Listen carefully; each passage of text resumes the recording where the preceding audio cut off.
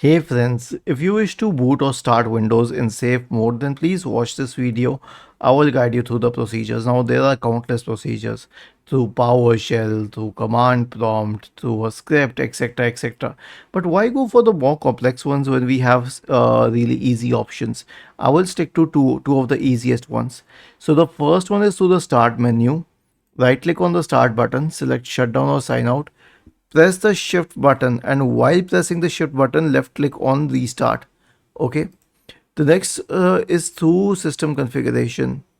Search for system configuration in the Windows search bar and open system configuration.